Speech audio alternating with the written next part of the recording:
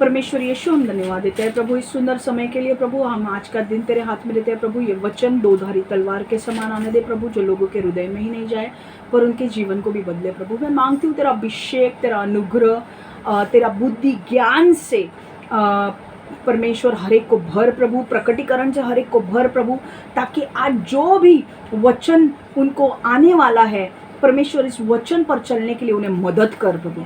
मैं हर एक व्यक्ति जो यहाँ पर बैठा है और जो यूट्यूब पर बाद में सुनने वाला है, हर एक के लिए प्रार्थना करती हूँ प्रभु कि वो सिर्फ वचन को सुने नहीं पर वचन के ऊपर चले। हालेलुया। हम सुनने वाले नहीं बने पर हम चलने वाले लोग बने प्रभु। यीशु के नाम से मैं प्रार्थना करती हूँ, आमेन आमेन आमेन। परमेश्वर मैं मांगती हूँ प्रभु, मेरे जीव के ऊपर पर तू पूरी तरह से नियंत्रण ले। पवित्र आत्मा, मैं सिर्फ वही बोलूं जो तू चाहे प्रभु। यीशु के नाम से हम प्रार्थना करते हैं, आमेन आमेन आमेन। हालेलुया। आइए हम वचन की ओर जाएंगे। वचन हमारा शुरुआत हो रहा है दो राजा 5वां अध्याय 9 से 17। मैं यूट्यूब वाले लोगों को भी बोल रही हूँ कि आप भी अपने बाइबल खोलिए प्लीज, क्योंकि साथ में देखेंगे वचन तो ज्यादा बेहतर होगा। 2 राजा मतलब 2 Kings 5:9-17। 2 Kings 5:9-17। 2 राजा 5वां अध्याय 9 से 17। उस वचन में जाने से पहले ओके, जस्ट होल्ड कीजिए। वचन में जाने से पहले एक चीज वचन में जाने से पहले आपको एक चीज करनी है, वो है ये कि मैं आपको बैकग्राउंड बताने वाली हूँ। 2 मिनट में यहाँ पे जरा सेटिंग कर रही हूँ। ये सेटिंग हो जाएगी तो आपके लिए भी बेहतर हो जाएगा। ओके, आप रेडी है? वचन खोल के रखा है आपने? ओके, उसके पहले मैं आपको बैकग्राउंड में लेकर जाना चाहती हूँ।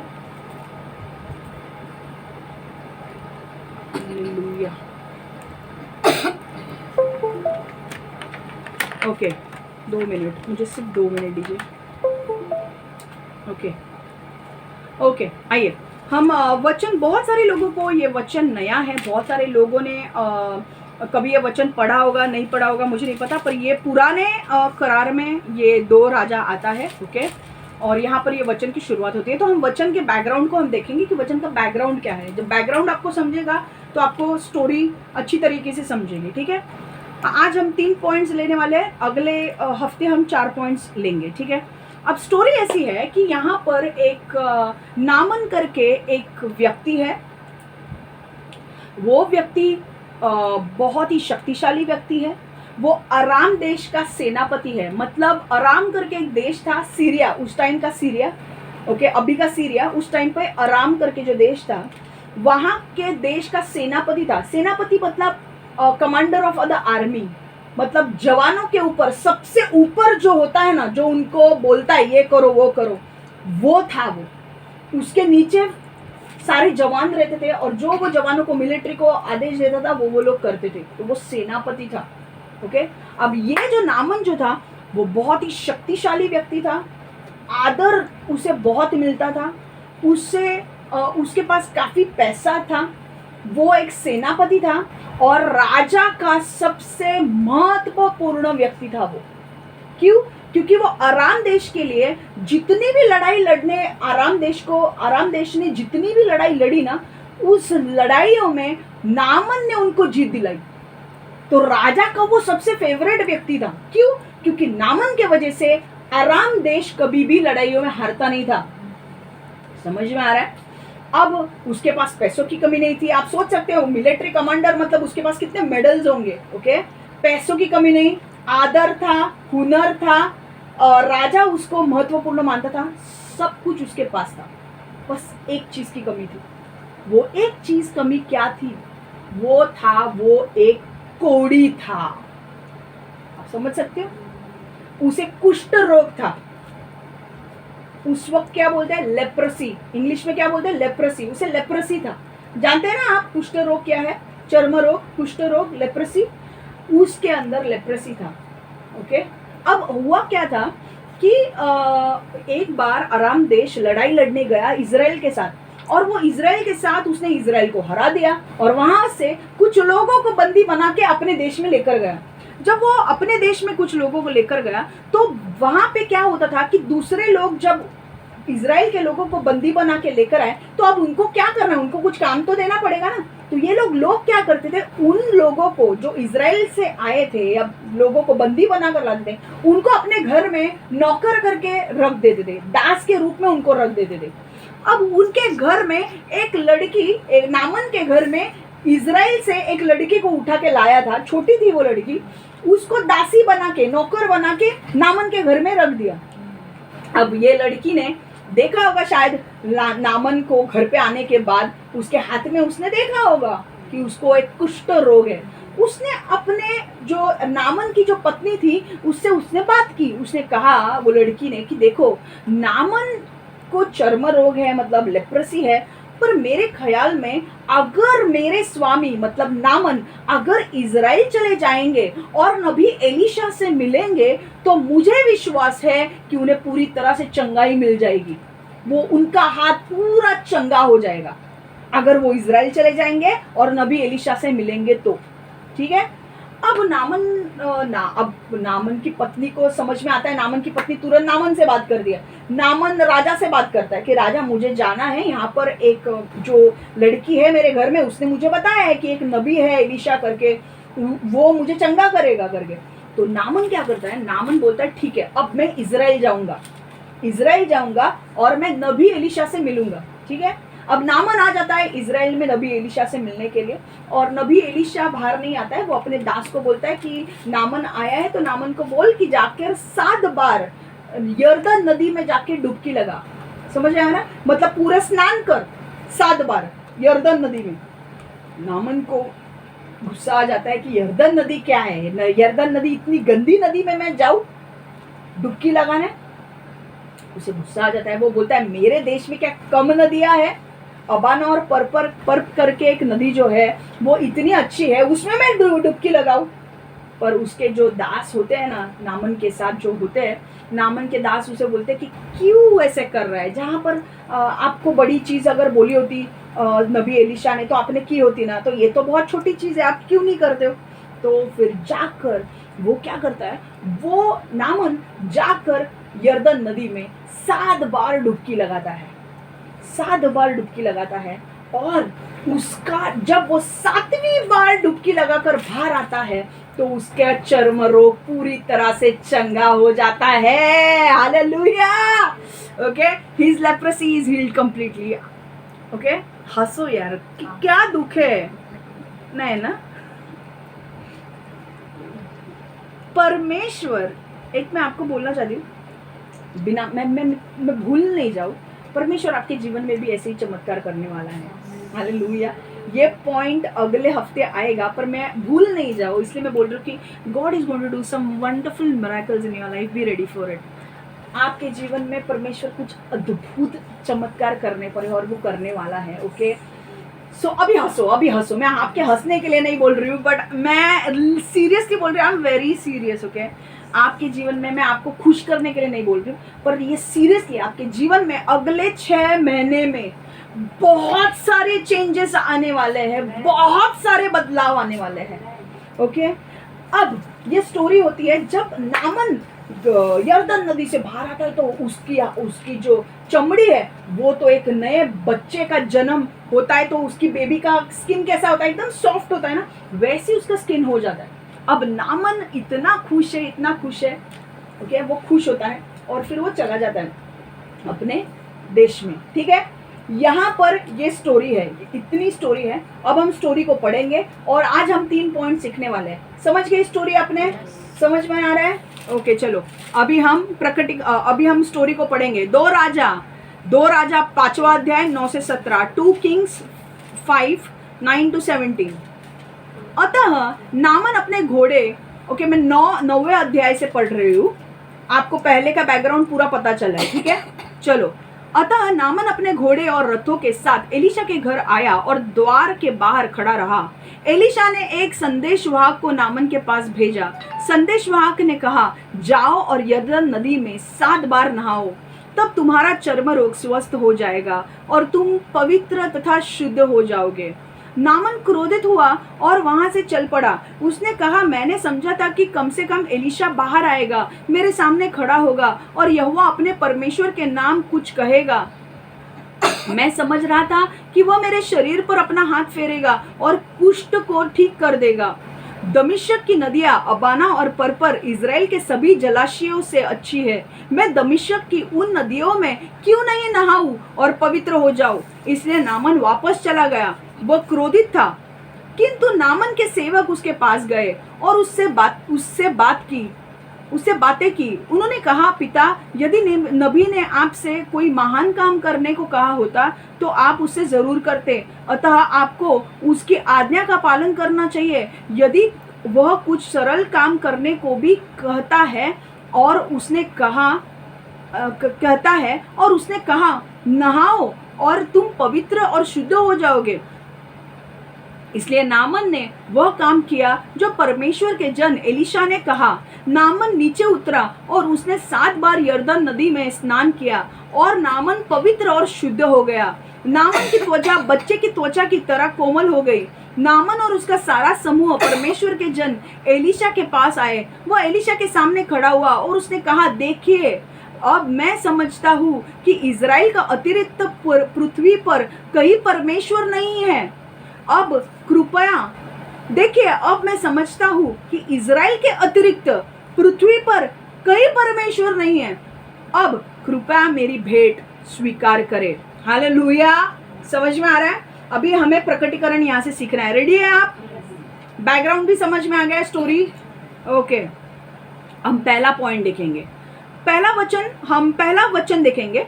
नामन आराम के राजा की सेना का सेनापति था।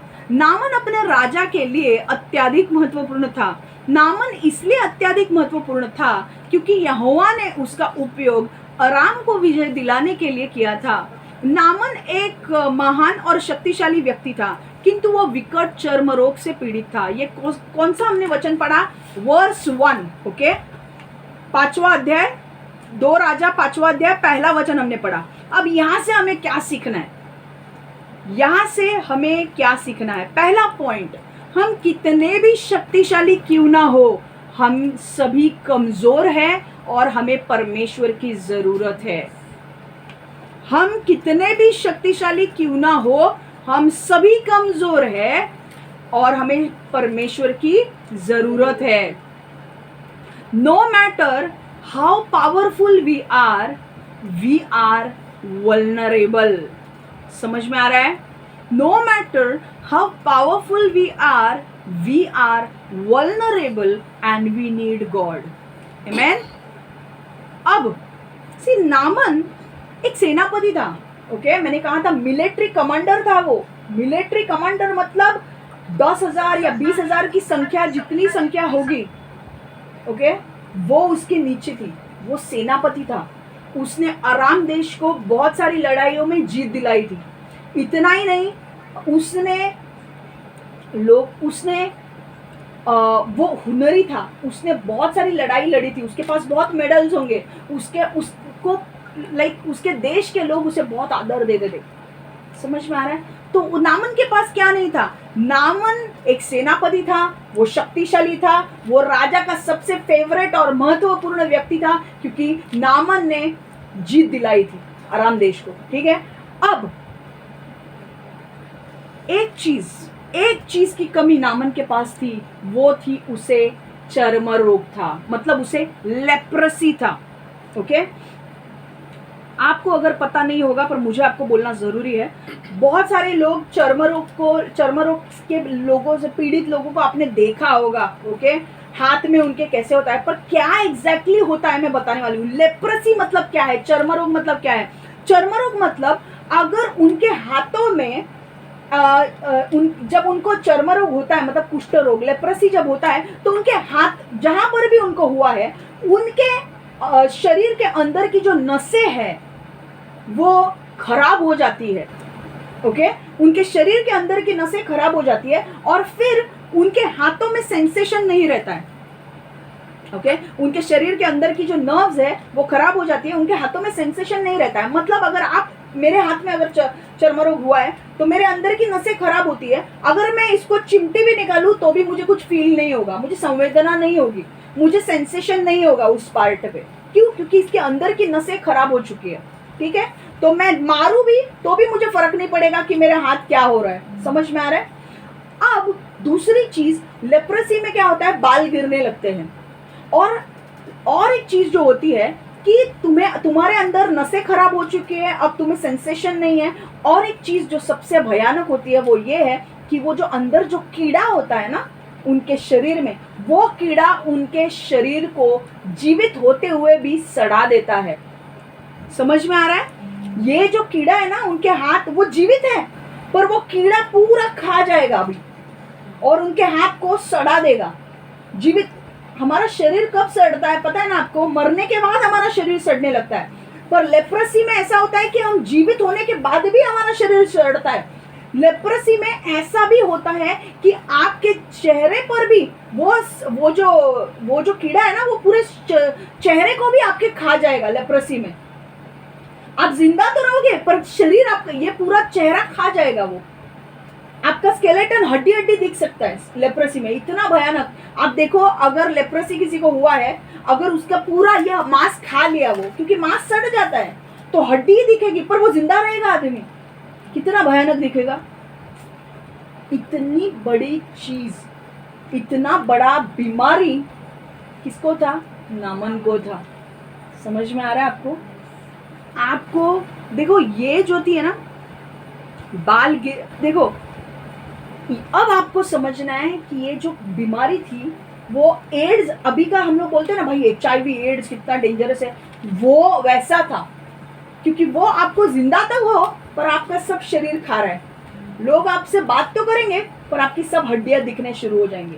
इतना डेंजरस था। और आप समझ सकते हैं कि उस टाइम पर जब ये हुआ था, उस टाइम पर मेडिकल साइंस इतना एडवांस नहीं था, इतने डॉक्टर्स नहीं थे, मेडिसिन नहीं थे, दवा पानी नहीं था।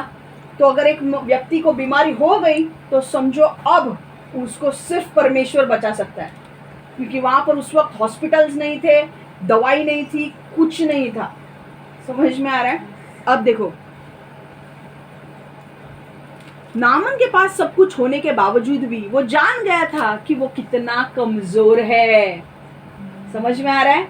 कई बार हमको लगता है कि अरे यार इसके पास पैसा है, इसके पास दौलत है, शोहरत है, नाम है, आदर है।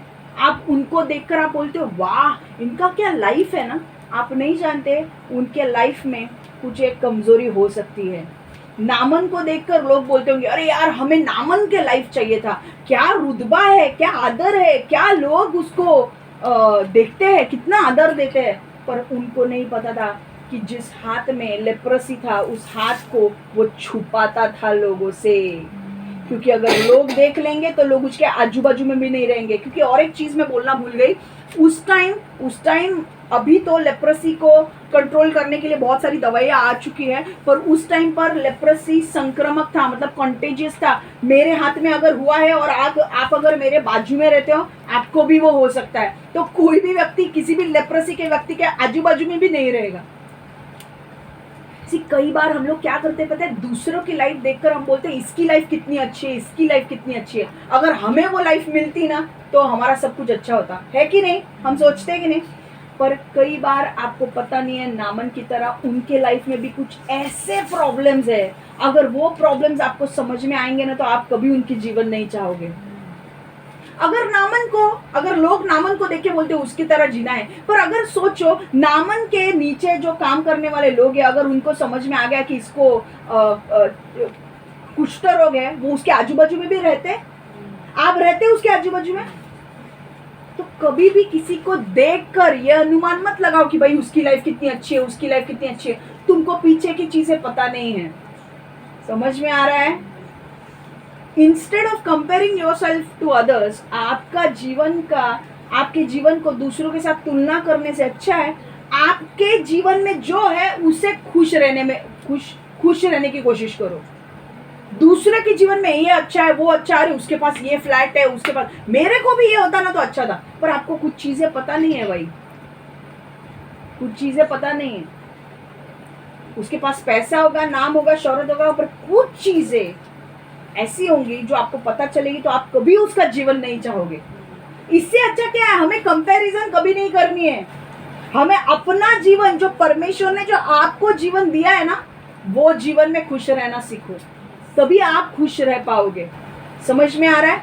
दूसरी चीज, एक हमेशा चीज ध्यान में रखना, नामन भले ही अपना काम कर रहा था पर वो ज्यादा दिन जिंदा नहीं रहने वाला था। देखो, नामन ने बहुत सारी लड़ाइयां जीत के दी थी आराम देश के राजा को, पर वो जानता था कि उसके अंदर जो बीमारी है वो ज्यादा देर तक वो जिंदा नहीं रहने वाला था। ये बीमारी शायद 2 साल में उसे खत्म कर सकती है। समझ में आ रहे? कितनी इतनी वो खतरनाक बीमारी थी लेप्रेसी। समझ में आ रहा है आपको? अब वो सिर्फ उतने ही दिन जिंदा रहने वाला था जितना कि जब तक वो कीड़ा उसके पूरे शरीर को तबाह नहीं करता। जब वो कीड़ा स्पीड में अगर तबाही करेगा, 1 महीने में अगर उसके शरीर की तबाही कर देगा, वो 1 महीने में मर जाएगा। सो वो सिर्फ उतने ही दिन जिंदा रहने वाला था। समझ में आ रहा है आपको? यहां से हमें और एक पॉइंट क्या सीखना है। पहला पॉइंट हमने क्या सीखा, किसी के साथ कंपेयर मत करो भाई, क्योंकि उनके लाइफ में क्या प्रॉब्लम्स है आपको नहीं जानते। जो आपको दिया है उसमें खुश रहो। दूसरा पॉइंट ये है कि आपको जो परमेश्वर ने स्वस्थ शरीर दिया है ना, उस शरीर का ख्याल रखो। ओके? आपको शरीर में, परमेश्वर ने आपको एक अच्छा शरीर दिया है, उस शरीर का ख्याल रखो। आज परमेश्वर आपको बोल रहा है अपने शरीर का ख्याल रखो। आपको रेस्ट लेना जरूरी है। आप बोलोगे बार बार काम काम काम काम काम, ये काम वो काम वो काम ये काम। परमेश्वर बोल रहा है, पता नहीं किसी को तो ये सुनने की बात है, शरीर का ख्याल रखो। आपका जितना शरीर स्वस्थ है उतना ही आप जिंदा रह पाओगे। अगर आपने आपके शरीर को रेस्ट नहीं दिया, जितनी रेस्ट आपके शरीर को चाहिए, तो आपका जीवन खतरे में आ सकता है। जब तक आपका शरीर अच्छा है आप सब कुछ कर सकते हो। एक बार शरीर गया तो आपको क्या मिलने वाला है? आज परमेश्वर आपको बोल रहा है कि अपने शरीर का ख्याल रखो जो आपको परमेश्वर ने दिया है, क्योंकि आपके शरीर में कौन निवास करता है? पवित्र आत्मा। और पवित्र आत्मा कहते हैं, मैं पवित्र आत्मा, हमारा शरीर पवित्र आत्मा का मंदिर है, और इसीलिए हमें हमारे शरीर का ख्याल रखना है। अगर आप ओवरलोड कर रहे हो, आपके काम में ज्यादा आप ध्यान दे रहे हो, आप एक्स्ट्रा काम कर रहे हो, आप आपके शरीर को, आप अच्छी तरह से नींद नहीं ले रहे हो, आप कामों में बिजी हो, आप अपने आप को रेस्ट नहीं दे रहे हो, परमेश्वर आज आपको वार्निंग दे रहा है, काम को थोड़ा कम करो, अपना ख्याल रखो।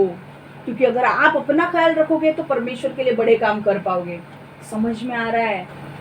क्योंकि हम लोग ना अपने शरीर को पीछे रखते हैं, काम को महत्व देते हैं क्योंकि हमें पैसा मिलता है। सिर्फ काम ये नहीं है कि भाई काम पे जाना। आप, परमेश्वर आपको कह रहा है कि अगर आप घर पे भी रहने वाली औरत हो पर आपके ऊपर बहुत लोड आ रहा है तो आपको रेस्ट करने की जरूरत है। समझ में आ रहा है? क्योंकि परमेश्वर कह रहा है आप इतना भी अपने आप को स्ट्रेच मत करो कि जिसके वजह से आपका शरीर खराब हो जाएगा। जब तक हमारा शरीर अच्छा है ना, हमें कुछ फर्क नहीं पड़ता है, पर जब हमारे शरीर में कमजोरी आना शुरू हो जाती है, कुछ गड़बड़ होना शुरू हो जाती है, टेस्ट रिपोर्ट्स जब गलत आते हैं ना, तो हमें डर लगने लगता है। इससे अच्छा कि वो खराब आए टेस्ट रिपोर्ट्स, हम पहले से ही क्यों ना हमारे शरीर का ख्याल रखें। आमेन? जो हम 10 घंटे काम कर रहे हैं, मैं नहीं बोलती हूँ कि काम नहीं करना है, काम करना पड़ेगा, क्योंकि काम करेंगे तो हम पैसा कमाएंगे, है कि नहीं? पर मैं बोल रही हूँ कि एक्स्ट्रा मत ही करो, थोड़ा रेस्ट दो अपने शरीर को। समझ में आ रहा है? रेस्ट दो, रेस्ट करो, थोड़ा रेस्ट करो। ये करो वो करो मत करो, आराम करो, अपने शरीर को थोड़ा आराम दो। इससे आपके शरीर को ताजगी मिलेगी, आप बाकी के काम कर पाओगे। समझ में आ रहा है? देखो, यहाँ से हमें क्या सीखना है कि जीवन कितना भी महान क्यों ना हो, हमें हमेशा याद रखना होगा कि हम कितने कमजोर हैं। हालेलुया। आपको बोलूं, आप बोल सकते हो अरे यार इतने जो बड़े बड़े इंडस्ट्रियलिस्ट है उनके पास इतना पैसा है, क्या पैसों से वो बीमारी ठीक करेंगे? आप गलत हो। मैं आपको बोलूं, वो पैसे फेंक सकते हैं, चंगाई खरीद नहीं सकते। आपको बोलूं मैं, कई बार आप, वो लोग पैसे तो दे सकते हैं, हाँ लीवर ट्रांसप्लांट करना, हाँ दे रहे, करोड़ दे, नया लीवर लगा, पर उस लीवर को चलाना और नहीं चलाना परमेश्वर के हाथ में है। कई बार वो नया लीवर को आप लगा भी दोगे, हार्ट सर्जरी अगर आप कर भी दोगे, पर वो हार्ट चल रहा है कि नहीं, वो ज्वाइन होने के बाद नया, आपको पता है ना, लीवर डालते हैं नया, किडनी नहीं डालते हैं, हार्ट ट्रांसप्लांट करते हैं। हार्ट ट्रांसप्लांट करने के बाद भी वो सबके साथ वो वापस हार्ट या लीवर मिलकर चलना चाहिए ना बराबर से। मुझे याद है मेरे मम्मी का ऑपरेशन था, और उसको ऑपरेशन होने के बाद उसको बाहर लेकर आए, और मेरे पापा ने मुझे तुरंत बुला लिया फ़ोन करके कि शर्मा तू आ जा, मम्मी को बाहर लेकर आ रहे। और ऑपरेशन एक्चुअली जितना टाइम बोला था उससे कहीं ज़्यादा चला, तो मेरे पापा डर गए थे कि एग्जैक्टली हो क्या रहा है। और मैं वहाँ पर गई, और वहाँ पर डॉक्टर्स आए, और डॉक्टर्स ने कहा कि देखो हमने इंटेस्टाइन में, जो इंटेस्टाइन था वहाँ से 2 कटिंग किया है, क्योंकि उसके इंटेस्टाइन की जो नलियाँ थी ना वो ख़राब हो चुकी थी, तो हमने काट दी है वो नलियाँ और 2 नलियों को ज्वाइन किया है। अब देखो अगर ये ज्वाइन होकर अगर वो जिंदा बचती है तो ठीक है, नहीं तो आप प्रार्थना करो, क्योंकि हमने तो काट के उसके 2 नलियाँ थी, ये नली खराब हो गई है, नहीं ये नली खराब हो गया, काट के दूसरा ज्वाइन किया है। तो उन्होंने, पता है वो लेडी ने क्या कहा, डॉक्टर ने, उसने कहा कि आप प्रार्थना करो कि हमने जो ज्वाइन किया है ना वो सक्सेसफुल हो जाए और काम करना चालू हो जाए। कि अगर वो नली ज्वाइन का जो किए हमने, अगर वो अच्छी तरह से नहीं चलेगी तो वो जिंदा नहीं बचेगी। लिटरली मेरे को डॉक्टर ने ये कहा था। हमने प्रेयर किया, गॉड कैसे भी करके उस जो भी है उसकी नली काट के वापस ज्वाइन की है, तो वो सब कुछ अच्छा होने दो। और आज 4 साल हो गए हैं, 3 साल हो चुके हैं, 3 साल या 2020 में उसका ऑपरेशन हुआ, 17 में हुआ, आज 6 साल हो चुके हैं, वो अच्छी भली है। आमेन, परमेश्वर को धन्यवाद, हालेलुया। मैं आपको बोल रही हूँ कि कई बार आप पैसा खर्च करोगे पर पैसा आपको हमेशा जिंदा नहीं रख पाएगा। डॉक्टर आके बोलेगा भाई प्रार्थना करो, तो आपको जरूरत क्या है, परमेश्वर की। हालेलुया। कई बार आपके पास पैसा होगा, शोहरत होगा, नाम होगा, सब होगा, पर वो आपको जिंदा नहीं रख पाएगा। अगर एक बीमारी आई तो वो पैसा तो फेंकोगे आप डॉक्टर के पास, पर डॉक्टर बोलेगा हमारे हाथ में कुछ नहीं है, परमेश्वर से प्रार्थना करो। समझ में आ रहा है इसका अर्थ? मैंने क्या बोला था, आप कितने भी शक्तिशाली क्यों ना हो, हम सभी कमजोर हैं और हमें परमेश्वर की जरूरत है। समझ में आ गया है? हम कितना भी आगे चल के भी आपके पास पैसा आ जाता है, आपका नाम हो जाता है, आप कितने भी बड़े आदमी बन जाते हो, ये कभी मत भूलो कि आप कमजोर है और आपको परमेश्वर की जरूरत पड़ेगी। हमें परमेश्वर की जरूरत हमेशा हमारे जीवन में पड़ेगी। समझ में आ रहा है? समझ में आ रहा है? यस। 9वां और 10वां वचन हम देखेंगे। Second point. अतः नामन अपने घोड़ों और रथों के साथ एलीशा के घर आया और द्वार के बाहर खड़ा रहा। एलीशा ने एक संदेशवाहक को नामन के पास भेजा। संदेशवाहक ने कहा, जाओ और यर्दन नदी में 7 बार नहाओ, तब तुम्हारा चर्म रोग स्वस्थ हो जाएगा और तुम पवित्र तथा शुद्ध हो जाओगे। नामन क्रोधित हुआ और वहां से चल पड़ा। उसने कहा, मैंने समझा था कि कम से कम एलीशा बाहर आएगा, मेरे सामने खड़ा होगा और यहोवा अपने परमेश्वर के नाम कुछ कहेगा। मैं समझ रहा था कि वो मेरे शरीर पर अपना हाथ फेरेगा और कुष्ठ को ठीक कर देगा। दमिश्क की नदियां अबाना और पर्प इज़राइल के सभी जलशयों से अच्छी है। मैं दमिश्क की उन नदियों में क्यों नहीं नहाऊं और पवित्र हो जाऊं? इसलिए नामन वापस चला गया और वह क्रोधित था। अभी समझ में आया क्या हुआ? जब नामन आ गया, नामन क्या करने आया? चंगाई करने के लिए इधर आ गया, इज़राइल में आ गया। अब हुआ क्या, नामन एलीशा के घर के बाहर खड़ा हो गया, पर एलीशा उसको बाहर मिलने के लिए नहीं आया। एलीशा ने दास को बोला, जाकर उसको बोल यर्दन नदी में 7 बार डुबकी लगा। अब वो गुस्सा हो गया कि मुझे क्यों नहीं आया एलीशा मिलने के लिए, वो गुस्सा हो गया। और दूसरी चीज, उसको यर्दन नदी में डुबकी लगाने के लिए कहा। उसके बाद डबल गुस्सा आया कि एक तो एलीशा मुझे मिलने के लिए नहीं आया, ऊपर से मुझे डुबकी लगाने को कह रहा है इतनी गंदी नदी में। अब नामन की सटक गई। नामन बोल रहा था कि यार मुझे अगर नहाना ही है, नामन देखो अपना लॉजिक यूज कर रहा है, मुझे नहाना ही है तो मैं इजराइल से आराम से इधर क्यों आता? मेरे देश में, आराम देश में 2 अच्छी नदियां हैं, अबाना और पर्प में, मैं उधर डुबकी लगाता हूँ ना, मैं उधर चंगा हो जाऊंगा। अब यहाँ से हमें कुछ बहुत इंपॉर्टेंट पॉइंट सीखना है। रेडी है आप? चलो, सेकेंड पॉइंट जो हमारा है वो ये है, कई बार आपका आशीष एक विशेष स्थान या विशेष व्यक्ति से जुड़ा हो सकता है। कई बार आपका आशीष एक विशेष स्थान या विशेष व्यक्ति से जुड़ा हो सकता है। Your blessings are tied to a particular place or a particular person. Your blessings are tied to a particular place or a particular person. देखो, कई बार आपका आशीष एक विशेष स्थान या विशेष व्यक्ति से जुड़ा हो सकता है। अगर हम नामन की कहानी को देखें तो नामन के पास एक दासी आई और नामन के घर पे जो दासी काम कर रही थी, उस दासी ने नामन को क्या बोला कि नामन, तुझे जो कुष्ठ रोग है वो चंगा हो जाएगा, पर तुझे इजराइल जाना पड़ेगा और तुझे नबी एलीशा से मिलना पड़ेगा। तो नामन का आशीष कहाँ से जुड़ा हुआ था? कहाँ जुड़ा हुआ था? इजराइल देश से जुड़ा हुआ था। और किस व्यक्ति से जुड़ा हुआ था? एलीशा से, नबी एलीशा से जुड़ा हुआ था। राइट है ना?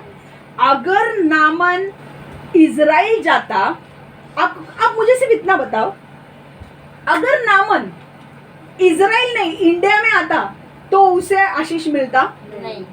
अगर नामन चलो इजराइल में गया, ओके चलो, नाम आपने बोला नामन इजराइल जा रहा है, नामन इजराइल में गया, पर नामन ने नबी एलीशा से नहीं मिला, नामन किसी एक दूसरे व्यक्ति से अगर मिला, ओके दूसरे व्यक्ति से मिला, एलीशा से नहीं मिला, तो क्या उसे आशीष मिलता? क्यों? क्योंकि उसका आशीष उस देश से जुड़ा है और उस देश में एक जो व्यक्ति है उससे जुड़ा था। हालेलुया, आमेन। देखो नामन अब क्या करता है? नामन आता है एलीशा से मिलने के लिए और एलीशा ने उसे कहा जा और 7 बार डुबकी लगा। एलीशा मिलने के लिए भी नहीं आता, वो अपने दास को बोलता है जा और उसे बोल यर्दन नदी में डुबकी लगाने के लिए। देखो, अगर अब ये क्या बोलता है नामन कि यार मेरे देश में भी तो 2 अच्छी नदियां हैं ना, अबाना और पर्प, मैं जाके वहां पर डुबकी लगाता हूँ, मैं वहां पर नहाता हूँ। आपको क्या लगता है अगर वो अबाना और पर्प में अगर 7 बार भी डुबकी लगाता तो क्या उसे वो आशीष मिलता? मिलता? पक्का? क्यों? इजराइल, सिर्फ इजराइल में नदी क्या? नदी या नबी? नदी में डुबकी लगाना था, इजराइल में डुबकी लगाओ। किधर? बोलो जल्दी। नबीशा क्या? क्या? कि सिंपल आंसर मैंने बोला है क्योंकि उसका जो डेस्टिनी था वो कहाँ से जुड़ा था? वो पर्टिकुलर प्लेस से, इजराइल से जुड़ा हुआ था और नबी एलीशा से मिलने के लिए। क्यों नबी एलीशा से मिलना उसको जरूरी था? उसे इजराइल तो आना था, पर इजराइल में भी आकर अगर वो किसी तीसरे व्यक्ति से मिलता तो उसको आशीष मिलने वाला नहीं था। नबी एलीशा से ही मिलके उसका आशीष खुलने वाले थे। क्यों ऐसा?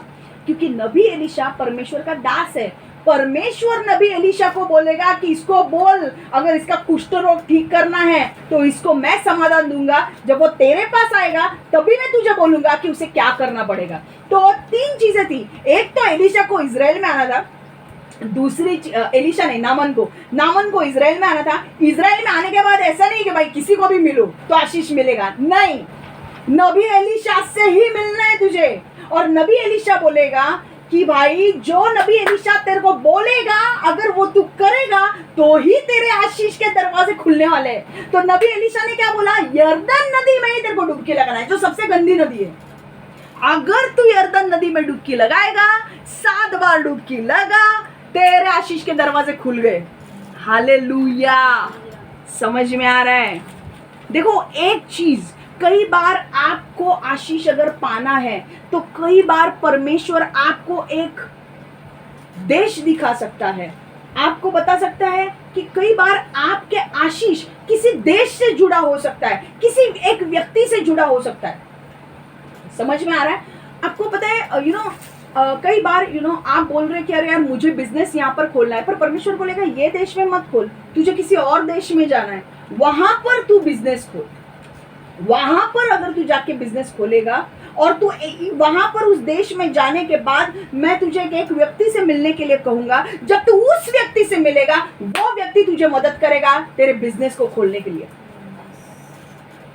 तो कई बार तुम्हारे आशीष तुमको बाजू में बैठ कर नहीं मिलने वाले, तुम्हारे देश में बैठ के नहीं मिलने वाले।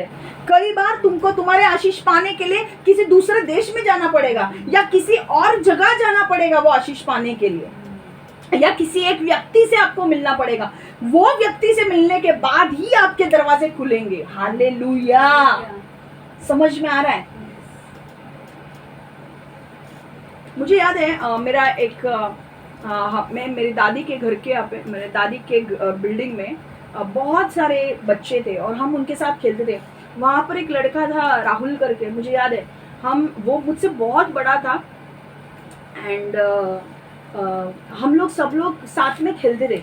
और ऐसा हुआ कि अब उसके पापा डॉक्टर थे। उसने भी एम.फार्म किया, ओके, और वो यूएस चला गया। देखो उसका आशीष यूएस में था, ठीक है। वो यूएस चला गया, वहां पर उसे अच्छा जॉब मिला। अब देखो जब वो वहां पर गया, जहां पर वो काम करता था वहां पर एक लड़की थी। वो उस लड़की के प्यार में पड़ गया और वो लड़की को उसने पूछा कि यार तू क्या मेरे साथ शादी करेगी? वो लड़की ने हाँ बोला। क्यों? क्योंकि उसका मकसद क्या था कि तुझे काम पर भी वहां पे है पर तुझे रहना भी वहीं जाके है, तुझे लड़की भी वहां पर मिलेगी। वहाँ उसके वो जो लड़की थी उसका नाम है मोनाली करके, वो मिल गई उसे। उन्होंने शादी की, बच्चा हुआ। अब वो दोनों बहुत खुश है यूएस में, ओके। अब बहुत साल उनको हो गए वो यूएस में है। अब ये मैं क्यों बोल रही हूँ कि ये मैं किसी का भी उठा के आपको गवाही नहीं दे रही हूँ, ये मेरे आंखों की सामने वाली बात है जिसके साथ मैंने खेला है। उसका डेस्टिनी किधर था? यूएस। जब वो यूएस गया, वहां पर जब वो काम करने लगा, परमेश्वर ने वहां पर वो लड़की को भेज दिया। भाई तू यूएस में नहीं आ रहा है, मैं तुझे उस लड़की को मिलने वाला हूँ, तुझे डबल, क्योंकि तूने मेरी बात मानी, मैं तुझे डबल डबल डबल आशीष देने वाले हूँ। तेरी जो लाइफ पार्टनर है वो भी यूएस में है। अब उसको पता नहीं था उसकी लाइफ पार्टनर कहाँ है, पर उसने एक बात, वो विश्वासु नहीं है, वो यीशु को नहीं मानता है, पर उसके अंदर जो परमेश्वर उसे गाइड कर रहा था कि भाई तुझे यूएस जाना है, उसने वो किया। जब आज अगर अविश्वासु लोगों को परमेश्वर इतना गाइड करके उनके जीवन के रास्ते खुलते हैं, तो जब हमको परमेश्वर बोलता है कि भाई अभी तुमको इधर नहीं मिलना है, अगर तुम्हारे चर्च कहीं और खुलने वाला है तो तुम उधर जाओ, वहां पर आशीष मिलेगा। समझ में आ रहा है? यहाँ पर आने के बाद कुछ नहीं मिलने वाला है। समझ में आ रहा है? अगर तुमको परमेश्वर बोल रहा है कि तुम्हें उस देश में जाना है, उस देश में जाओ। उस देश में जाने के बाद उस व्यक्ति से मिलना है, उस व्यक्ति से मिलो, क्योंकि उस व्यक्ति से मिलने के बाद ही तुम्हारे आशीष के दरवाजे खुलने वाले हैं। हालेलुया। समझ में आ रहा है? आप बोल रहे होंगे अरे अब तो मैं उस देश में तो मैं आ गई हूँ या आ चुका हूँ, अब क्या? परमेश्वर आपको बोलेगा उस व्यक्ति से मिलना है, मिलो उस व्यक्ति से, तभी आपके नेक्स्ट डोर ओपन होंगे। समझ में आ रहा है? समझ में आ रहा है? परमेश्वर आपको कई बार दूसरे देश में जाने के लिए कह सकता है, किसी व्यक्ति को मिलने के लिए कह सकता है, या कहीं और। मतलब मुझे ये बोलना क्या है कि मैं ये नहीं बोल रही कि सब दूसरे देश में जाएंगे, नहीं नहीं नहीं नहीं, वैसे नहीं बोल रही। आपको परमेश्वर कहीं किसी के पास भेजेगा। अगर आप अंधेरी में रहते हैं, परमेश्वर बोल सकता है अरे विक्रोली में जा, वहां पर कोई है, उसको मिल। वो जगह से आपको आशीष मिलने वाली है। समझ में आ रहा है आपको? आपके दरवाजे खुलने वाले हैं। मैं आपको और एक गवाही सुननी है, हाँ, उससे आपको क्लियर हो जाएगा। ये बहुत गवाही बता रही हूँ मैं आज। ओके, मेरा एक हमारे ही ग्रुप में, मेरे दादी के बिल्डिंग में एक लड़का था ओमकार करके, ओके। वो भी मुझसे बहुत बड़ा था, हम सब खेले हैं एक साथ। और उसकी वो क्लासिकल सिंगर था और क्लासिकल सिंगिंग उसका बहुत अच्छा था। उसका जो गले का आवाज़ था ना, वो बहुत अच्छा था। और पता नहीं उसे क्या हुआ, उसे क्लासिकल सिंगिंग सीखने के लिए उसके अंदर हो रहा था मुझे कोलकाता जाना है। कहाँ जाना है? कलकत्ता जाना है मुझे। अब वो गया कलकत्ता के यहाँ पे, वहाँ पे उसके जो गुरुजी थे उनके पास वो सीखने के लिए चला गया। वहाँ पर वो सीख तो रहा था सिंगिंग, उनकी जो बेटी थी उनसे उसका प्यार हो गया। ओके, अब ये लड़का भी कुछ कम नहीं है, ये लड़का भी बहुत अच्छा है। ये जब कलकत्ता गया तो सिंगिंग तो सीख रहा था, पर उनकी जो बेटी थी उसके साथ उसे प्यार हो गया। बाद में उन दोनों का प्यार मतलब सिर्फ टाइम पास के लिए नहीं था, वो एक रियल था, वो प्यार रियल था। उन्होंने शादी करने का सोचा, आपको पता है उन्होंने शादी भी की। वो अपने वाइफ को लेकर मुंबई आया। ओके, एंड थोड़े दिन मुंबई में रहा, पता नहीं वापस उसके डेस्टिनी ने उसे कोलकाता बुलाया। ओके, इस बार वापस वो और उसकी वाइफ कोलकाता चले गए, और वहाँ पे उसके जो गुरुजी है ना, उनकी बड़ी इंस्टीट्यूशन है क्लासिकल सिंगिंग की, बड़ा उनका ये है इंस्टीट्यूशन है जहाँ पर वो क्लासिकल सिंगिंग लोगों को सिखाते हैं। ये वहाँ पर ये जाके चेयरमैन बन गया। समझ में आ रहा है? आपको नहीं पता, जब परमेश्वर आपको कोई जगह दिखाता है, जाओ वहां पे। आपको जब परमेश्वर बोलता है कि भाई ये व्यक्ति से मिलो, अब उसका काम क्या था? उसे वो गुरुजी को मिलना था, पर उसको क्या पता था? परमेश्वर ने उसको वहां पर क्लासिकल सिंगिंग भी था, पर देखो परमेश्वर ने भी उसको उसके लाइक क्लासिक, उसके औरत जो है ना, वो उनके गुरुजी की बेटी है, वो भी क्लासिकल सिंगिंग में है। तो उसे कोई और व्यक्ति नहीं दिया कि कोई दूसरा है उसका ये समझेगा नहीं पैशन। उसका क्लासिकल सिंगिंग का जो था, उसकी जो वाइफ थी वो भी क्लासिकल सिंगर थी। समझ में आ रहा है? और परमेश्वर ने उन्हें दोनों को जोड़ा, और बाद में जब परमेश्वर उन्हें कोलकाता लेकर गया तो वहां पर तो वो चेयरमैन बन गया, मेन हेड बन गया। आज मैं जब उनके बारे में सुनती हूँ मुझे बहुत अच्छा लगता है। देखो कैसे डेस्टिनी के कॉल आते हैं आपको। आप इस देश में हो, परमेश्वर बोलेगा आपको दूसरे देश में जाना है, क्यों? आप बोलेगा क्यों? तू वहां पे जा और उस व्यक्ति से मिल, क्योंकि तू जब उस व्यक्ति से मिलेगा तेरे आगे के दरवाजे खुलेंगे। हालेलुया। ओके, और मैं आपको बोलूं, मुझे याद है ओंकार बहुत ही मस्तीखोर था, और मुझे याद है, मुझे ऐसा लग रहा था कि जब मैंने उसके बारे में सुना कि यार ये कोलकाता चला गया, तो मैंने बोला ये लड़का मुंबई छोड़ के कोलकाता जाएगा। पर मैं आपको बोलूं, उसे कोलकाता इतना अच्छा लगने लगा, अब वो वहीं पे सेटल हुआ है। कितने साल हुए वो वहीं पे सेटल हुआ है। आपको पता है, जब परमेश्वर आपको किसी देश के लिए जाने के लिए कहता है, कई जगह पे जाने के लिए कहता है जो आपके लिए अलग है, आपके हिसाब के बाहर का है। अगर फॉर एग्जाम्पल अगर कोई यूएस में रहता है और यूएस से आपको बोलता है इंडिया आने के लिए, तो उससे तो ये लगेगा ना भाई यूएस में इतना सब हाई फाई और ये सब है, और ये इंडिया में आके मुझे इंडिया के बारे में बुरा नहीं कहना है, वो हमारा कंट्री है, मैं I am proud of my India, but फिर भी अलग तो है ना, थोड़ा लगता है कि नहीं? पर वो आदमी को परमेश्वर अनुग्रह देगा, इंडिया उसे अच्छा लगने लगेगा। हालेलुया। और वहां पे आने के बाद नामन को क्या था? नामन को इजराइल में आना था, इजराइल में आकर नबी एलीशा से मिलना था, और जो नबी एलीशा बोलता है वो नामन को करना था, उसमें उसका आशीष था। तो कई बार क्या है, आपका आशीष किसके ऊपर निर्भर है? किसी देश के ऊपर, किसी जगह के ऊपर। मैं देश नहीं बोल रही हूँ, जगह। दादर, आपको परमेश्वर दादर में भी जाने को बोल सकता है, वहां पर जा, वहां पर तुझे कुछ मिलेगा। जगह से आपका संबंध हो सकता है, या किसी व्यक्ति से संबंध हो सकता है, और उनको जब आप मिलोगे तब आपके दिन, आपके आशीष के दिन शुरू होंगे। समझ में आ रहा है? सो कई बार जो परमेश्वर आपको बोल रहा है कि भाई यहां पर तू जा, इससे तू मिल, तो वो करो, क्योंकि उसमें आशीष है। Hallelujah, hallelujah. ऐसा मत बोले अरे मेरे पास भी तो अबाना पर्प है ना, उसमें डुबकी लगा दो। अबाना पर्प में डुबकी लगा के और खराब करेगा दूल्हे प्रसी। समझ में आ रहा है? जो परमेश्वर बोल रहा है आपको वो करो, ठीक है? लास्ट पॉइंट, मजा आ रहा है क्या कि बंद करूं? ओके, लास्ट पॉइंट 5 मिनट में हम खत्म करेंगे। घमंड हमारे सारे सफलता और आशीष को छीन सकता है। घमंड हमारे सारे सफलता और आशीष को छीन सकता है। Pride will make us miss our breakthrough and blessing. Pride will make us miss our breakthrough and blessing. देखो, नामन एक बहुत ही घमंडी व्यक्ति था। क्यों घमंडी था? क्योंकि उसका पद वैसा था।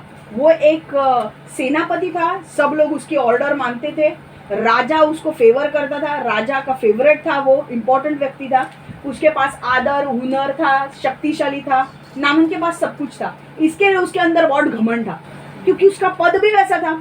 जिससे जैसे हम बड़े लेवल पे जाते हैं हमारे अंदर घमंड आ सकता है, ठीक है। नामन एक घमंडी व्यक्ति था। पर अब देखो, अब यहाँ पर क्या होता था, आराम देश में नामन ने इतनी लड़ाई लड़ी, नामन ने जीत के दी इतनी लड़ाई। अब वहाँ के लोग है ना नामन को बहुत आदर देते थे, बहुत आदर, मतलब बहुत आदर। समझ में आ रहा है क्यों आदर देते थे? भाई ये लोग, हाँ ये बंदा हमारे लिए लड़ाई लड़ता है इसलिए हमारी जान बचती है, इसलिए वो नामन को बहुत आदर देते थे। अब नामन जैसा व्यक्ति जो इतनी बड़ी पोजीशन पे है, जो राजा, मतलब आपको पता है ना, राजा मतलब मुख्य होता था, उसके बाद कोई नहीं। राजा उसको सपोर्ट करता है तो मतलब नीचे वाले लोग तो क्या कर सकते हो, कोई खिलाफ ही नहीं जा सकता उसके। अब नामन को क्या लगा, नामन आता है इधर इजराइल में, उसको लगा नामन को वैसा ही मुझे आदर मिलेगा। अब एलिशा नबी एलिशा है भाई, उनका रुतबा अलग है। एलिशा बोला था, देखो मुझे परमेश्वर ने बोला है नामन को बोलने के लिए, पर मैं क्यों बाहर जाऊं, मैं दासों को भेजूंगा। एलिशा ने अपने दास को भेजा बाहर। नामन जैसा आया, पता है नामन कैसा आया, रथों को लेकर आया, घोड़ों को लेकर आया, कपड़े वपड़े लेकर आया था वो, बहुत, उसके पास बहुत पैसा भी था। अभी आपको उसका रुतबा देखा आप, ऐसा कोई इतना बड़ा इंटरनेशनल व्यक्ति, आप सोचो आपको मिलने के लिए कोई मर्सिडीज बेंज में बाहर खड़ा है, मर्सिडीज बेंज से एंट्री कर रहा है आपके घर के बाहर आपसे मिलने के लिए, और अगर मैं उसको बोल रही हूँ, मैं मेरे दास को भेज के बोल रही हूँ उसको बोल ये करने के लिए, क्या लगेगा उसे?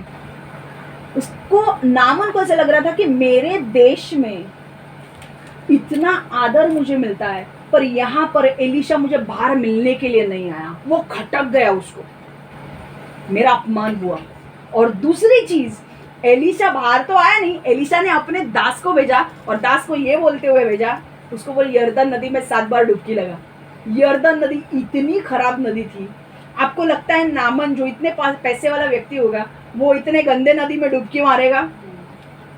उसका घर पे खुद का स्विमिंग पूल होगा, वो मारेगा डुबकी उधर आगे? वो क्यों मारेगा, है कि नहीं? अब होता क्या है पता है, नामन के पास ये जो घमंड था ना, उसे पता था कि मुझे मेरे देश में लोग आदर देते हैं, वैसा ही आदर मुझे यहाँ पे मिलना चाहिए था। पर नामन को वो आदर मिला नहीं एलिशा से। एलिशा बाहर उसे मिलने के लिए नहीं आया, वो खटक गया। और दूसरी चीज, उसको यर्दन नदी में डुबकी लगाने के लिए कहा, वो खटक गया। उसको वो खटकने के वजह से उसको इतना गुस्सा आया कि वो वापस जाने के लिए तैयार हो गया था। आपका घमंड आपको, आपका आशीष और आपकी सफलता आपके जीवन से छीन सकता है। समझ में आ रहा है? घमंड के वजह से। देखो वो इजराइल देश में भी आया है, एलिशा के घर के बाहर भी है, एलिशा ने उसे बता भी दिया कि क्या करना है, अभी सिर्फ उसको जाके करना है, पर घमंड उसे वापस लेके जाने वाला था।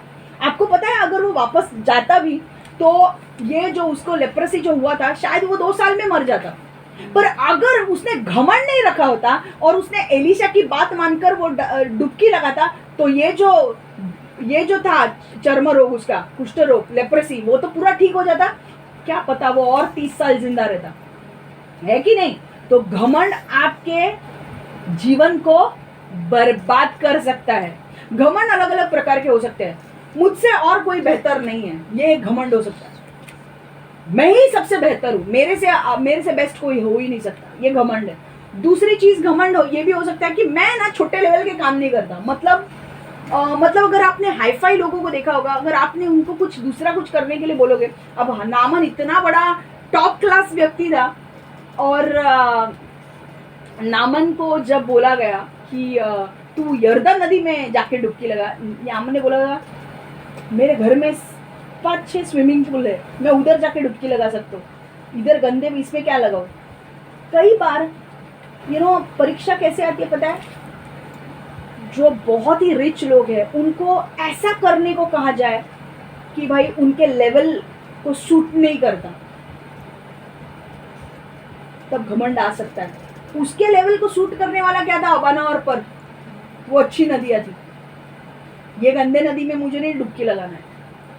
समझ में आ रहा है? तो घमंड ये भी हो सकता है कि जब परमेश्वर कई बार ऐसा हो सकता है कि आपको कभी भी अपने नीचे वाले दर्जे का काम देने के लिए, करने के लिए कह दे, तो आपके रिएक्शंस कैसे है वो परमेश्वर चेक करेगा। अगर मैं बोलूं बड़ा आदमी है भाई, सीईओ है, और मैं उसको बोलूं झाड़ू लगा, अगर वो घमंडी नहीं है तो वो झाड़ू लगाएगा और परमेश्वर उसको ऊंचा भी उठाएगा। पर घमंडी एक व्यक्ति, तो वो मारेगा झाड़ू, बोलेगा मेरे नीचे 10 लोग काम करते हैं, मैं झाड़ू लगाऊं, होगा कि नहीं? ये घमंड का तरीका है। तीसरा तरीका ये है कि ये सोचना कि जो सब लोग मेरे साथ व्यवहार करते हैं वैसा ही व्यवहार मुझे हर जगह मिलना चाहिए। जरूरी नहीं है। तेरे देश में लोग तुझे बहुत ग्रेट मानते हैं, एलीशा तुझे क्यों ग्रेट मानेगा? वो परमेश्वर को ग्रेट मानता है। जब पता है आपको, जब नबी एलीशा जब इजराइल में था ना, किसी की हिम्मत नहीं हुई इजराइल के भीतर आकर कुछ करने की, क्योंकि वो लोग डरते थे। पता है, अगर आप बाइबल पढ़ोगे ना, नबी एलीशा इतना पावरफुल नबी था, इतना उसके पास अभिषेक था, वो राजा को मारने के लोग प्लान करते थे ना, उसके देश के राजा को, इजराइल के राजा को मारने का प्लान एक बार कर रहा था कोई। नबी एलीशा ने, शत्रु उसके क्या बोल रहे हैं वो दूर से सुनता था और राजा को बोलता था इस जगह से मत जा, क्योंकि वो लोग तुझे इस जगह, अगर तू इस जगह से जाएगा वो तुझे पकड़ के मारेंगे। तो ये लोग को समझ में नहीं आता था कि, उसके शत्रु को ये समझ में नहीं आता था कि एलीशा को हमारे प्लान कैसे समझते। बाद में उनको पता चला कि एलीशा दूर की बातें भी सुनता है, मतलब he was spiritually very advanced. समझ में आ रहा है? आत्मिक तौर पर एलीशा बहुत ही एडवांस्ड व्यक्ति था। उसे आत्मिक स्तर में दिखता था सब कुछ, वो सुन सकता था, ये सारी चीजें उसके पास थी और ये परमेश्वर ने दिया हुआ आशीष था उसके पास। इसीलिए परमेश्वर बोल रहा था नबी एलीशा से मिला। अरे हमको क्या करना है भाई, तू हमको मिले ना मिले, मैं उसकी जगह पे होती तो बोले मिले ना मिले, मुझे क्या, मुझे सिर्फ बता मुझे क्या करना है, मैं जाके वो करूंगी। जब एलीशा, देखो एलीशा, नामन का प्रॉब्लम क्या था, एलीशा बाहर मिलने के लिए नहीं आया और गंदे नदी में डुबकी लगाने के लिए बोला। अब ये जो दो चीजें थी उसके वजह से उसको खटका, उसका घमंड बीच में आया और वो वापस जाने वाला था। मैं एक ही चीज आपको बोल रही हूँ, घमंड अपने अंदर मत रखो। घमंड के वजह से आपका आशीष छीन सकता है। You will lose your blessings if you have haughty eyes और प्राइड। एक वचन को हम देखेंगे, प्रोवर्ब्स नीति वचन 16:18, नीति वचन 16:18। नाश आने से पहले अहंकार आता है और पतन से पहले चेतना हटी हो जाती है। नाश आने से पहले क्या होता है? तो उसका नाश होने वाला था कि नहीं, नामन का। इसके पहले अहंकार आया, पर अच्छा वो आगे की स्टोरी बहुत अच्छी है। उसके दास उसे बोलते हैं मत कर, बोल रहा है ना नबी एलीशा जो करने के लिए वो कर। समझ में आ रहा है? और वो करता है। आगे अगले हफ्ते हम सुनने वाले हैं। समझ में आ रहा है आपको? और एक वचन हम देखेंगे, अपने आप को घमंड, कभी भी ज्यादा अपने आप को घमंड आने मत दो। एक वचन हम देखेंगे, ओके, मैं इंग्लिश में भी पढ़ूंगी। Proverb 16:18, pride goes before destruction and a haughty spirit before a fall. Okay, so कभी भी घमंड मत रखो। और एक वचन हम देखेंगे, Romeo 12:3, For I say through the grace given to me to everyone who is among you, not to think of himself more highly than he ought to think, but to think soberly as God has dealt to each one a measure of faith. मतलब अपने आप को ना, मैं कुछ बड़ी हूँ या बड़ा हूँ वो मत समझो। ओके, अपने माइंड में सोबर, कितने भी आप बड़े होने दो, कितने भी आप अनॉइंटेड होने दो, अपने आप को नम्र रखो। हिंदी में मैं पढ़ रही हूँ, इसलिए उसके अनुग्रह के कारण जो उपहार उसने मुझे दिया है उसे ध्यान में रखते हुए मैं तुमसे हर एक से कहता हूँ, अपने को यथोचित समझो, अर्थात जितना विश्वास उसने तुम्हें दिया है उसके अनुसार अपने आप को समझना चाहिए। मतलब इनडायरेक्टली परमेश्वर कह रहा है, इनडायरेक्टली पौलुस कह रहा है अपने आप को बड़ा मत समझो, मैं ये हूँ मैं वो हूँ, बड़ा मत समझो। कितना भी परमेश्वर ने आपको बड़ा किया है, आप नम्र ही रहो। समझ में आ रहा है? और दूसरों को प्रथम स्थान दो। समझ में आ रहा है? हालेलुया। तो आज हमने क्या क्या सीखा? 3 पॉइंट फटाफट रिवाइज करेंगे हम। पहला पॉइंट कि no matter how powerful we are, we are vulnerable and we need God. हम कितने भी शक्तिशाली क्यों ना हो, हम सभी कमज़ोर हैं और हमें परमेश्वर की ज़रूरत है। ठीक है। दूसरी चीज़ हमने क्या सुनी कि कई बार आपका आशीष एक विशेष स्थान या विशेष व्यक्ति से जुड़ा हो सकता है। Your blessings are tied to a particular place और अ पर्टिकुलर पर्सन। तो जहाँ पर आपको परमेश्वर जाने के लिए कहता है उस जगह पे जाओ, जिस व्यक्ति को मिलने के लिए कहता है उस व्यक्ति को मिलो, वहाँ से ही तुम्हारे आशीष के दिन की शुरुआत होने वाली है। तीसरा, घमंड सारे सफलता और आशीष को छीन सकता है। See don't be proud of yourself, मतलब अपने आप के अंदर घमंड मत रखो, क्योंकि घमंड अगर होगा आप आशीष को पा नहीं सकते। समझ में आ रहा है? घमंड मत रखो। समझ में आ रहा है? नामन इतने करीब था उसके आशीष से, पर उसके घमंड के वजह से वो सारा खो देता अगर वो वापस चला जाता तो, है कि नहीं? वो 2 साल में ही मर जाता, किसको पता, वो 2 साल के 6 महीने में भी मर जाता। अब क्योंकि उसने परमेश्वर का भी सुना नहीं था, परमेश्वर ने बोला तो मैं क्यों उसका ज़्यादा ये करूं, मरने दे उसको। पर क्योंकि उसने परमेश्वर का आदर किया, परमेश्वर ने उसका लेप्रोसी ही निकाल दिया। हालेलुया। इसलिए घमंड को कभी अपने जीवन में आने मत दो। हालेलुया। चलो हम एक प्रेयर करेंगे। परमेश्वर यीशु, हम धन्यवाद देते हैं प्रभु, हर एक को ब्लेस कर, आशीर्वादित कर। जो भी हमने वचन सुना है प्रभु, इस वचन पर चलने के लिए उन्हें मदद कर प्रभु। हमने विश्वास किया है कि हम आगे से कभी भी, हम कितने भी शक्तिशाली क्यों ना हो, हम ये विश्वास करते हैं कि हम कमज़ोर हैं और हमें हर क्षेत्र में परमेश्वर की ज़रूरत है। प्रभु तू हमारे जीवन में हमेशा हमेशा तू रहे, हमें हमेशा तेरी ज़रूरत है प्रभु।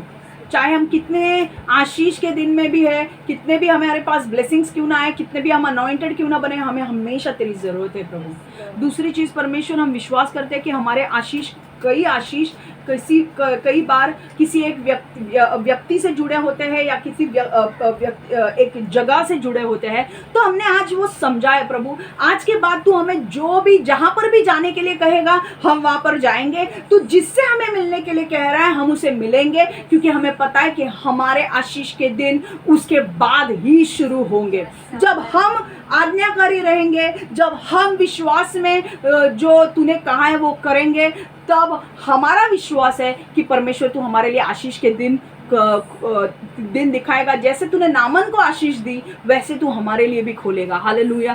तीसरी चीज जो तूने हमसे कही है कि परमेश्वर घमंड हमारे आशीष को और सफलता को छीन सकता है। तो परमेश्वर हम विश्वास करते हैं प्रभु कि हम घमंडी नहीं बनेंगे, हम कभी भी हमारे अंदर घमंड को नहीं आने देंगे। हम हमेशा, जब तक हम तेरे पीछे चल रहे हैं, हम हमेशा नम्र होकर चलेंगे प्रभु, क्योंकि हमें घमंडी बनकर हमें हमारे आशीष और सफलता को नहीं खोना है। और परमेश्वर तुझे घमंडी लोग पसंद नहीं है प्रभु। तेरा वचन कहता है he who humbles himself will be exalted and he who exalts himself will be humbled।